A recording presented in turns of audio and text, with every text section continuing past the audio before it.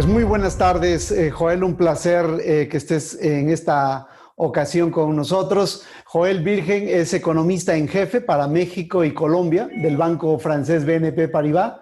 Es doctor en economía por la Universidad de York. Pues un placer tenerte en esta entrevista, Joel. Al contrario, Samuel, muchísimas gracias por la invitación. Un gusto estar aquí. Un placer. Tu más reciente estimación es que la economía mexicana caerá 11% este año, si no estoy mal. Mucho mayor que el estimado del 8% del gobierno que presentó en el paquete económico enviado al Congreso. ¿Qué factor o qué factores, Joel, te llevan a creer en una mayor caída a la estimada por Hacienda? Bueno, la verdad es que son tres factores. Uno, las condiciones iniciales con las que la economía mexicana enfrentó el choque, la pandemia. Recordemos, la economía mexicana venía pues prácticamente en un estancamiento económico todo 2019 en el mejor de los casos, o una recesión técnica en el peor de los casos. Así que imaginemos las entidades, las diversas entidades económicas, familias y empresas en México que enfrentan este nuevo choque económico, pero en condiciones de ya pues debilitamiento económico de los previos 15 meses. Entonces, uno, condiciones iniciales. Dos, las mismas características estructurales que tiene México, su alta sensibilidad a los choques externos, su alta apertura económica en términos comerciales, financieros, de flujos de inversión, que lo hacen definitivamente más sensible a los choques externos. Y sabemos que este choque tiene tanto impactos externos como de naturaleza local. Y el tercer componente es, bueno, en el espectro de economías emergentes y latinoamericanas en particular, México es una de las economías que menos política fiscal contracíclica ejerció y por tanto tuvo un menor colchón a este retroceso económico. Son esos tres componentes principalmente los que me llevan a esta estimación de doble dígito de contracción. Ya, es una estimación, como decía, muy positiva. Digamos, son 3 puntos porcentuales respecto de lo que el gobierno está estimando, y en donde seguramente el factor de la afectación de la pandemia hacia el último trimestre, principalmente de este año, es un factor crucial, Joel.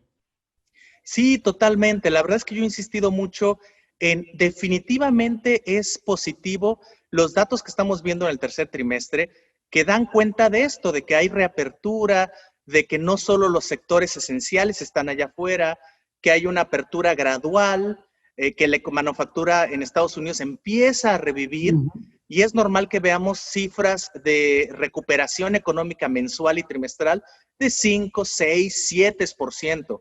Es natural, sobre todo por el carry estadístico, la base de comparación tan baja de la contracción tan aguda que sufrimos en el segundo trimestre relacionado con el encierro. Pero la verdadera magnitud de qué tanto esta economía, a qué ritmo se va a poder recuperar, creo que no lo vamos a tener en las cifras sino hasta el cuarto trimestre de este año o primero del siguiente, lo que implica que esas cifras se publicarán entre noviembre y marzo de este y el siguiente año, y creo que ese es, justamente van a dar cuenta de lo que esperamos, que es una recuperación muy gradual, a paso lento. Recordemos que la economía de México ya venía mostrando un crecimiento de largo plazo pausado y bajo. De acuerdo. El primer semestre tuvimos una caída de 10.1% en la economía. Es decir, tu estimación para el segundo semestre, ¿cuál es? Para ser puntuales. Sí, que vamos a ver muy probablemente un repunte cercano a 7% trimestral, tercer trimestre, y cercano al 3,5% el último trimestre del año. Esto es variaciones trimestrales, y que en conjunto dan justamente la contracción del 11%.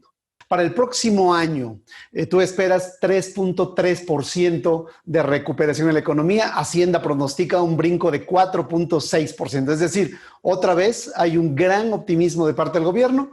Tú estás mucho más cauteloso. Yo diría mucho más, porque incluso menos que el consenso del mercado. ¿En qué basas este optimismo hacia 2021? Bueno, un primer punto es reconocer, como hemos visto todos, cada vez que cualquier organismo multilateral o multinacional, cualquier correduría financiera ha venido corrigiendo sus estimados para este año a la baja, ha corregido el siguiente al alza. simplemente por la existencia del famoso carry estadístico o efecto base de comparación. Casi cualquier tasa anual, cuando la comparamos con una base excepcionalmente baja, resulta elevada. Entonces, la primera parte de mi respuesta es, al menos 2 puntos porcentuales de ese crecimiento esperado para el siguiente año es carry estadístico, es decir, es el resultado de un ejercicio estadístico de supongamos que la economía se estanca en el cuarto trimestre de este año. Aún así, en el comparativo anual le daría para crecer 2%. Entonces, déjame pensar que al menos 2% de alguna forma están ahí en ese carry estadístico. Y del otro lado, simplemente es el reconocimiento de que este choque no necesariamente es temporal, al menos no desde mi punto de vista. Creo que afecta de manera no solo transitoria, sino cuasi permanente la capacidad de generación de crecimiento. No es nuevo, nos pasó en el 95, nos pasó en el 2009, el PIB potencial o sendero de crecimiento a largo plazo de la economía de México ha mostrado que ciertas recesiones se enraizan y quedan ahí tatuadas en el ritmo de recuperación más bajo. Y ese es el otro supuesto. No, creo que esta ya no es una economía que crece en el largo plazo 2,5 o 3%, y esa es la segunda parte del por qué soy mucho más conservador para el siguiente año. Ya, o sea, es decir, tú estás viendo, además del 2% de este rebote estadístico, estás viendo apenas un punto, poco más de un punto porcentual, como un crecimiento, digamos, propio de la economía mexicana. Quizá cimentado, déjame me adelanto, en las exportaciones hacia Estados Unidos, que es quizá hoy el único motor que está limitando la caída de la economía mexicana. El otro motor, que es el consumo, pues lo estamos viendo mucho más lento, apagado quizá. ¿Ves a una manufactura en Estados Unidos vigorosa hacia el último trimestre del año y el próximo año, jalando a las exportaciones mexicanas? Sí lo vemos una reactivación importante de la manufactura al cierre de este año y el siguiente, pero también reconocemos el riesgo de que lo que estemos viendo en Estados Unidos sea un cambio estructural y que de alguna forma no quede inamovible las perspectivas de la manufactura. Recordemos que desde el año pasado, la manufactura en Estados Unidos entró en recesión el año pasado, justamente obedeciendo más a factores de tensión comercial y proteccionista entre Estados Unidos y el resto del mundo en general, y de China en particular. Entonces te diría que estamos tratando de ser cautos en esas perspectivas, pero definitivamente tienes razón. Lo que estamos apostando es que la recuperación viene por sector externo, en particular manufacturas estadounidenses y autos, sobre todo, más que por otras fuentes importantes como puede ser el turismo, o tú bien lo mencionas, el lado del consumo, que de alguna forma incorpora esto. De acuerdo. Y sobre esto último, Joel, el tema del consumo, que ese es el otro gran factor del crecimiento económico, parece más bien lento, como decía hace un momento, en recuperarse del deterioro o por el deterioro del mercado laboral y por una apertura plena de la economía, especialmente en el sector servicios, que lo hemos visto mucho más lento en los últimos meses. ¿Qué tanto pesará este factor en tu escenario, este factor del consumo en la recuperación? Pesan dos factores. Uno, con signo de interrogación. Actualmente y todavía los siguientes meses, vamos a ver todavía un consumo en México influenciado por una disrupción en los patrones de consumo. Ya sabemos, nos movimos en promedio de servicios a mercancías, y dentro de mercancías privilegiamos ciertos tipos de productos durante la pandemia, bienes y servicios de cuidado de la salud, sobre todo productos de cuidado de la salud, canasta básica. Hubo un corrimiento no solo típico de una recesión, sino más bien típico de una pandemia, y en el cual no tenemos demasiada experiencia. Creo que esos choques van a seguir estando ahí, y definitivamente va a seguir sufriendo servicios, y mercancías en algunos sectores se van a mantener. Pero cuando esto cambie de una pandemia a un efecto recesivo neto, creo que en esa medida, creo que lo que vamos a ver es una recuperación muy paulatina, más en línea con otras experiencias. Unos bienes duraderos, cuyo consumo va a ser muy bajo. Estamos hablando de licuadoras, refrigeradores, ya no digamos autos. Justamente el tipo de consumo que cuando somos cautos y tenemos incertidumbre por el futuro no hacemos. Y lo que va a continuar siendo a flote va a ser la canasta básica o supermercado básico y de algunos productos para la familia, sobre todo los niños, y van a tener que tener una recuperación muy pausada, muy creo yo, más apegada a lo que hemos visto en otros ciclos, que es pausado. La calidad de consumo toma tiempo en recuperarse y eso es solo suponiendo que no se destruyó poder adquisitivo, que no se destruyó ingreso disponible. Y creo que ese es el caso, que va a haber cierta merma en la generación o regeneración de empleo y de ingresos. Ese es un punto importante, Toral, yo diría, en este tema de la recuperación del consumo interno, porque, bueno, qué tanto se va a deteriorar o se está deteriorando ya el mercado laboral y por lo tanto sus impactos en el ingreso de las familias o en el empleo simplemente de las familias, Joel? Sí, y para muestra basta un motor. Es cierto que se ha recuperado el empleo formal. Ahí están las estadísticas del IMSS en los últimos meses. Se tocó fondo. Abril, mayo fueron meses muy duros de pérdida de empleo formal e informal. Pero en las estadísticas del IMSS, si uno echa un ojo, lo que está avanzando, se está recuperando más, es el empleo transitorio más que el empleo permanente. Y si uno ve las estadísticas de desempleo, el subempleo es el que se ha venido presionando. Ese empleo que no está recibiendo el pago que necesariamente está buscando o no está trabajando las horas que le gustaría trabajar. Así que esa recuperación del empleo está dando cuenta de lo que en mi intuición es lo que va a suceder. Se va a regenerar el empleo. La pregunta es, ¿qué tipo de composición entre empleo formal e informal? ¿Qué tipo de calidad de empleo formal? No solo en la naturaleza de su contrato, si permanente o transitorio, sino en el tipo de beneficios. Y ya no se diga en el tema de informalidad, pues qué tanto se va a abonar. Partimos de ligeramente por debajo de 50% de informalidad laboral y cerca del 60% de informalidad empresarial. Así que esta es mi gran pregunta. Creo que lo que viene es una regeneración, una recuperación del empleo, pero la intuición me dice, y los datos iniciales, que es que la calidad de ese nuevo empleo se va a ver mermada, al menos temporalmente. Y ese es un factor en el que habrá que estar muy atento en las próximas semanas y meses, porque de eso va a depender en buena medida la velocidad de la recuperación y la fortaleza de la recuperación en los próximos meses y años. Escribías hace poco que no ves al inversionista extranjero tan preocupado como el local por el deterioro fiscal, por el deterioro de las instituciones o por el menor crecimiento del que estamos hablando, Joel. En buena medida porque el mundo está metido en graves problemas.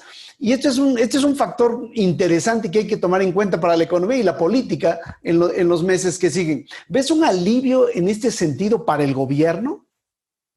Bueno, la verdad es que muy interesante. Déjame hacerte un comentario muy rápido. Como sabes, toda mi carrera la he desarrollado en México. En los últimos 3 años, de manera temporal, he estado aquí trabajando desde Nueva York y he visto ese contraste al cual te estás refiriendo. Cómo hay un sesgo en promedio más negativo del inversionista local respecto al externo.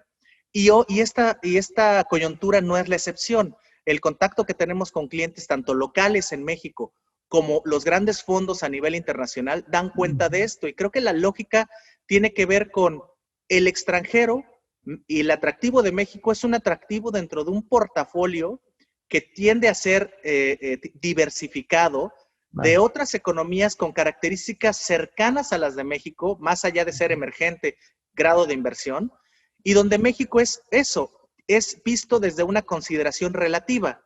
Y desde esa consideración relativa, cada vez escucho más el tema de, bueno, México no se está endeudando, México no está decidiendo expandir su déficit y allá afuera estamos viendo ese deterioro brutal en la parte de los mercados emergentes. Es cierto y lo están ponderando los inversionistas. Habrá que preguntarnos si el crecimiento de largo plazo va a dar como para no deteriorar el patrón de deuda y déficit simplemente porque es consciente de las cuentas fiscales. Pero aparentemente, desde este punto de vista diversificado, México parece tener un sesgo favorable, al menos es la percepción que yo estoy teniendo a mi alrededor.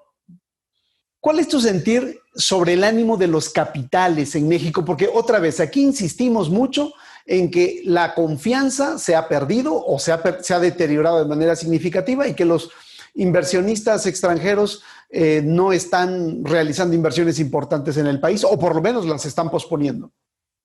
Sí, aquí habría que dividir entre inversión extranjera directa e inversión extranjera indirecta, o en capitales, en mercados de capitales. En la directa, efectivamente, si uno ve las estadísticas de inversión extranjera directa, la nueva inversión ha venido sufriendo ese atractivo. México no es el único, definitivamente el panorama de nuevas inversiones alrededor del mundo en este entorno de contracción global es cualitativamente similar, pero definitivamente México, al ser altamente dependiente de la inversión que viene, no solo de Estados Unidos, recordemos, sino de Europa también y de Asia, efectivamente ahí es un punto de preocupación, sobre todo viniendo de que la inversión extranjera directa, previo a los últimos 2 años, venía en un periodo de estancamiento, básicamente de mantenimiento, de vuelta de reinversión, casi siempre en el mismo sector manufacturero y sector financiero en México. Entonces, por ahí yo creo que es natural que en la presente coyuntura veamos este deterioro.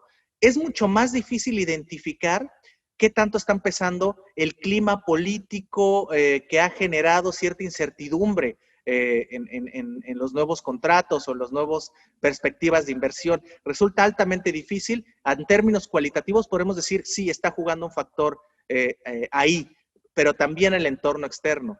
Y en los mercados de capitales, definitivamente aquí creo que es mucho más importante las condiciones de alta liquidez financiera internacional, básicamente bancos centrales del G10 inyectando liquidez, comprando activos, generando un clima de tasa cero y de tasas negativas nominales y reales en el mundo desarrollado, y capitales que buscan cualquier margen de diferencial de tasas de los que puedan tener, a los que puedan tener acceso. Y aquí México no se ve mal, no se ve mal todavía, sobre todo a la luz de que Banco de México estaría prácticamente por terminar de comprimir ese diferencial de tasas. De acuerdo, de acuerdo. Bueno, la inversión, pues en los últimos años ha caído de manera importante. Entre el 18 y ahora, la inversión en total ha pasado del 22% del PIB como proporción del PIB a un 18%, un poquito menos del 18% en el segundo trimestre de este año, con una caída importante en la inversión pública, y ese es un factor relevante en todo este tema de la inversión.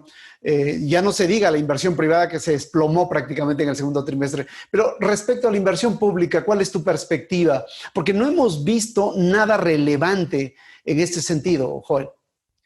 Coincido con esa evaluación, no lo hemos visto. Tenemos muy claro que hay proyectos muy visibles de inversión en capital público. Ahí está la refinería, ahí está el plan del Istmo, ahí está el Tren Maya, y el inversionista, tanto el extranjero como el local, dan cuenta de estos proyectos. Lo que escucho es, tienen claro que estos proyectos son inamovibles, tienen claro que estos proyectos son de mediano y largo plazo, aparentemente en el horizonte de lo que resta de esta administración, pero que no hay mucho más. Creo que aquí lo preocupante también es, normalmente el ideal de la inversión privada es que también atraiga inversión, perdón, de la inversión pública, es que también atraiga inversión privada. A través de sinergias alrededor del mismo proyecto o enlaces de proveeduría o hasta joint ventures entre los dos. No lo estamos viendo de manera activa, y eso es lo que creo que lo que se percibe alrededor de este entorno. Entonces, definitivamente, ya sabíamos que el cociente de inversión a PIB no es de los más altos, definitivamente la parte emergente, y que la inversión pública actual no se ve, al menos que, o se avisora que vaya a tener una tasa de rentabilidad positiva, y creo que eso también pues es de lo que ha venido mermando más el crecimiento, la parte de la inversión público-privada. Déjame ir a las finanzas públicas, porque la debilidad de las finanzas públicas y su potencial deterioro, principalmente por menores ingresos tributarios el próximo año a raíz de la caída de la economía, y por la debilidad de Pemex, que requerirá mayores apoyos sin ninguna duda, pues es un tema de debate, y es un tema de gran debate que se plantea hacia el próximo año y hacia los siguientes años. Para el 2021, ¿cuál es tu mayor preocupación en este asunto? Finanzas públicas, coincido con la mayoría de las calificadoras. Creo que, los mismos pasivos, lastres fiscales, entre los que destacan Pemex, no lo digo yo, solamente lo dicen las calificadoras, se sigue preocupando por la viabilidad financiera de Pemex.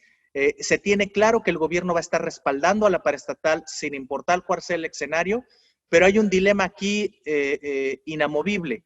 En la medida en que se apoya el perfil crediticio de la paraestatal en esa medida muy probablemente o se sacrificará calificación crediticia vía un deterioro del perfil soberano, o las finanzas públicas. De algún lado tendrá que venir ese apoyo a la paraestatal. Entonces yo te diría, Pemex es otro factor a seguir muy de cerca, como lo ha sido los últimos 2 años, definitivamente para el tema de las finanzas públicas. Y el sector energético en general, recordemos que un supuesto clave aquí no solo es la producción petrolera, sino el precio del petróleo.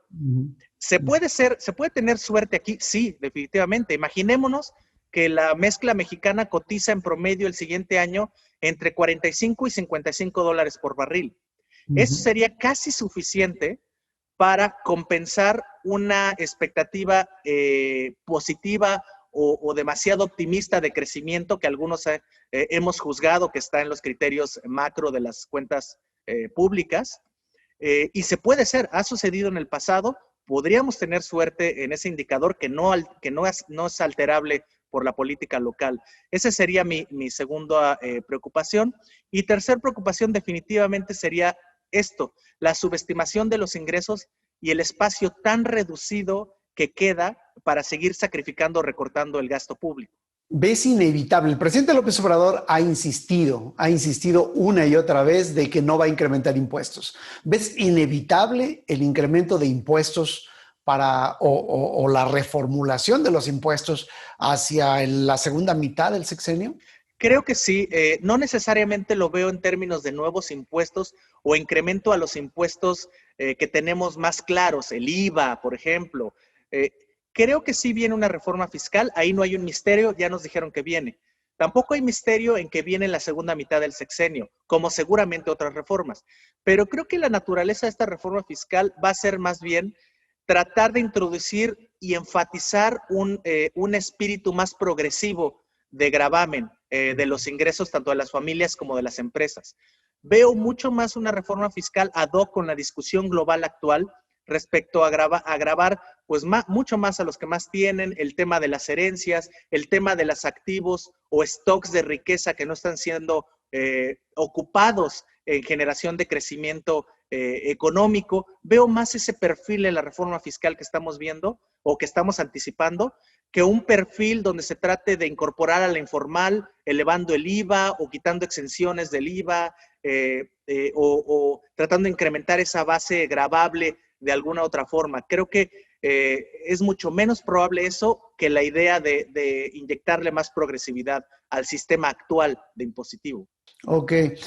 Lo que estoy viendo, Joel, es que en general no estás apreciando un problema fiscal inmediato para el gobierno mexicano.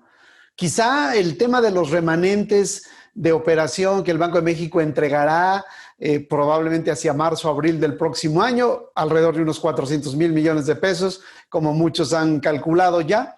Si el tipo de cambio se mantiene en el mismo nivel, pues quizá eso le dé cierto alivio a las finanzas, por lo menos en el 2021. ¿Esa es tu perspectiva? Te noto algo optimista en ese sentido. Así es, pero creo que hay que calificar mi optimismo. Mi optimismo viene de que efectivamente veo que para el siguiente año se puede patear la lata.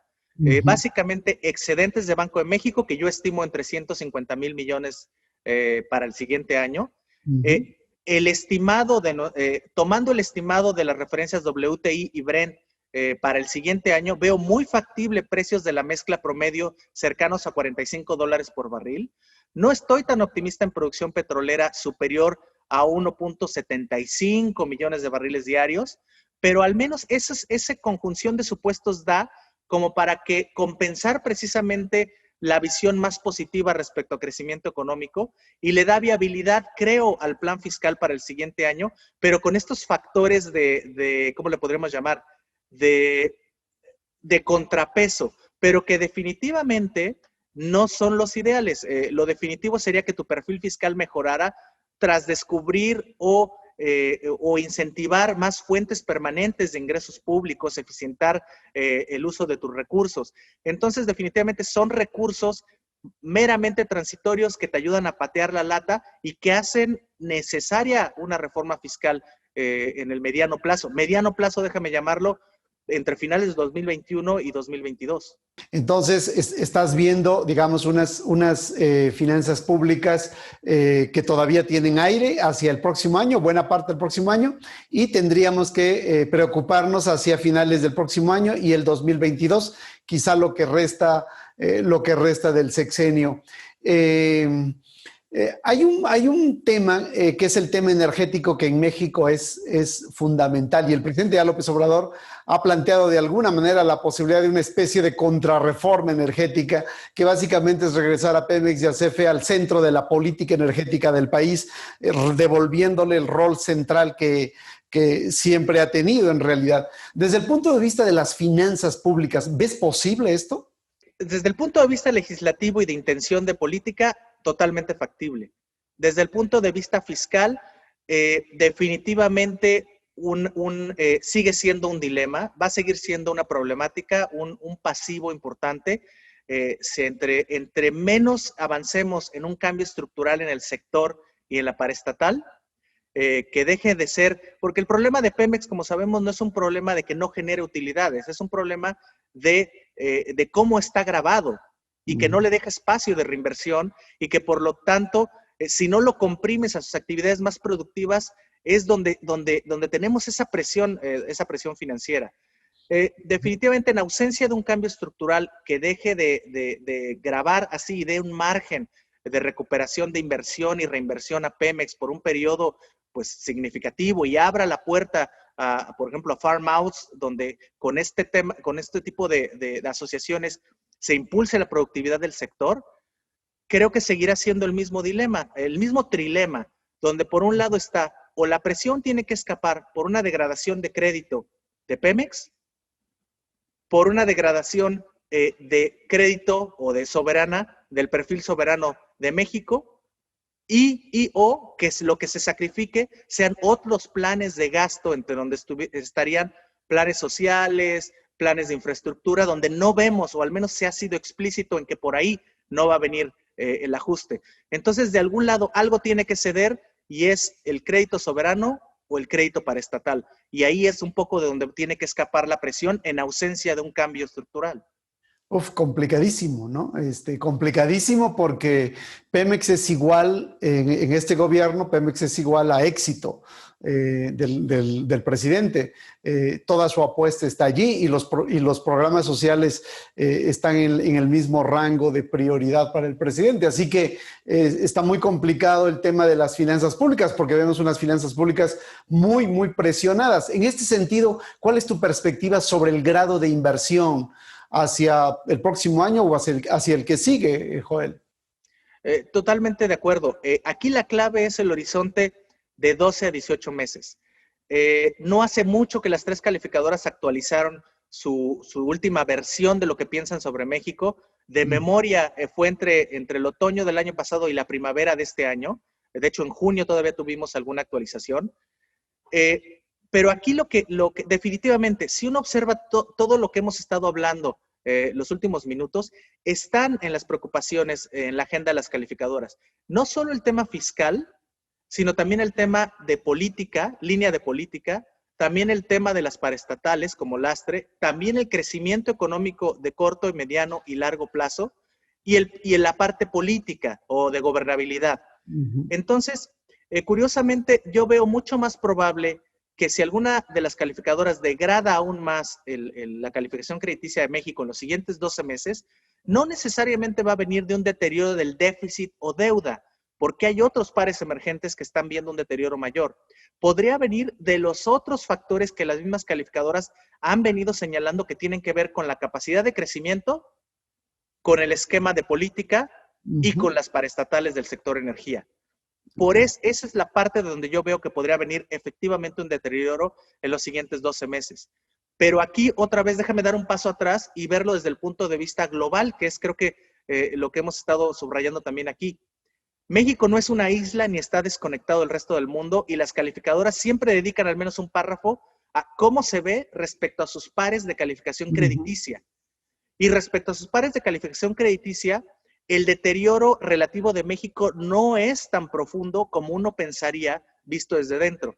Latinoamérica está sufriendo efectivamente de poco espacio de maniobra en términos fiscales, necesidad de reformas en un ambiente de política tenso, con un crecimiento que está sufriendo por la gran dependencia a Asia. Así que, igual que otros pares de calificación crediticia similar a lo de México, ahí va a estar el dilema de las calificadoras. ¿Qué tanto reconocen las debilidades idiosincráticas de México, pero qué tanto toman en cuenta que estás en un club de emergentes con grado de inversión que están sufriendo de manera similar? Uf, pues ahora sí que retomando las palabras del presidente, parece ser que le vino como anillo al dedo todo este asunto, porque ahora tiene un telón de fondo, digamos, mucho más ad hoc para explicar la crisis mexicana. Y seguramente las calificadoras, como bien lo explicas, están en este mismo dilema. Para terminar, Joel, y te agradezco mucho este tiempo, ¿cuál es tu mayor preocupación? Si tuviéramos que abstraernos de las demás, ¿cuál es tu mayor preocupación sobre México ahora? Mi mayor preocupación sobre México, en contraste con lo que pareceríamos ver en los periódicos todos los días o en las discusiones de la mesa, no está en el corto plazo, sino en el mediano y largo plazo. Y en el mediano plazo, lo hemos hablado aquí, el tema fiscal, el tema de generación de capacidad de crecimiento y recuperación del empleo. ¿Cómo nos vamos a recuperar de esta recesión tan profunda? Puesto que para mí no es claro que sea solamente un factor de tiempo para compensar, para que no haya pasado nada y volvemos a la economía como funcionaba o con la capacidad de generación de crecimiento que teníamos en enero y febrero. Ahí yo soy escéptico. Creo que ya estamos en una economía con un potencial más cerca de entre el 1,5 y el 2% posterior a esta crisis, que entre el 2 y el 2,5 previo a esta crisis. Esa es mi preocupación de mediano plazo. Y la de largo plazo es, sigo sin ver en una foto amplia aquel conjunto de políticas que vea que apuntan hacia una mayor generación de productividad, hacia una mayor generación de crecimiento, hacia una mayor generación en la parte industrial de valor agregado o de mejor distribución del ingreso. No es necesariamente exclusivo de esta administración, es un razonamiento de largo plazo, pero no se ve dibujado todavía ahí eso que podría impulsar precisamente la generación de crecimiento, ingreso, distribución del ingreso hacia adelante, y esa es mi segunda mayor preocupación. Pues muchísimas gracias, Joel, por este tiempo. Ha sido un placer conversar contigo y escuchar tus puntos de vista sobre lo que viene para México en lo inmediato y sobre todo para los próximos 2 años por lo menos, en lo que nos permite esta circunstancia tan compleja como la que estamos viviendo mirar hacia adelante. Muchas gracias por tu tiempo. Al contrario, muchas gracias por la invitación y ha sido un gusto.